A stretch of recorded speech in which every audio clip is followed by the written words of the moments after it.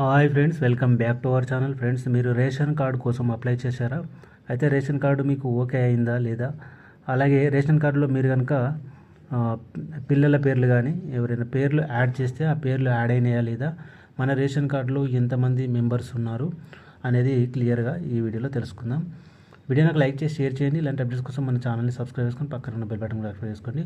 ఒక విషయంలో కనుకైతే ఈ వెబ్సైట్ లింక్ డిస్క్రిప్షన్లో ఇస్తాను. డిస్క్రిప్షన్లో దాని మీద క్లిక్ చేయగానే ఈ విధంగా ఓపెన్ అవుతుంది.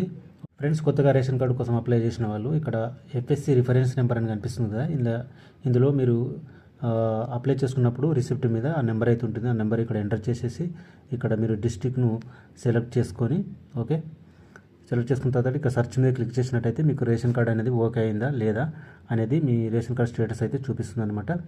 ఇక ఎవరైతే రేషన్ కార్డులో మెంబర్స్ని యాడ్ చేశారో ఆ మెంబర్స్ యాడ్ అయ్యారా లేదనేది మీ రేషన్ కార్డులో ఎంతమంది ఉన్నారని తెలుసుకోవడానికి ఇక్కడ రేషన్ కార్డు నెంబర్ అని కనిపిస్తుంది. దీని మీద క్లిక్ చేయండి.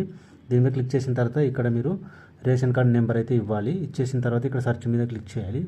ఇప్పుడు నేను రేషన్ కార్డు నెంబర్ ఇచ్చి సెర్చ్ మీద క్లిక్ చేసి చూపిస్తాను. మన రేషన్ కార్డులో ఎంతమంది మెంబర్స్ ఉన్నారు ఏంటనేది తెలుసుకోవచ్చు. రేషన్ కార్డు నెంబర్ ఇచ్చేసిన తర్వాత ఇక్కడ సెర్చ్ మీద క్లిక్ చేయండి. క్లిక్ చేస్తే ఇక్కడ చూడొచ్చు మన రేషన్ కార్డు నెంబర్ చూపిస్తుంది. న్యూ రేషన్ కార్డ్ నెంబర్ చూపిస్తుంది. ఎఫ్ఎస్సి రిఫరెన్స్ నెంబర్ కూడా చూపిస్తుంది.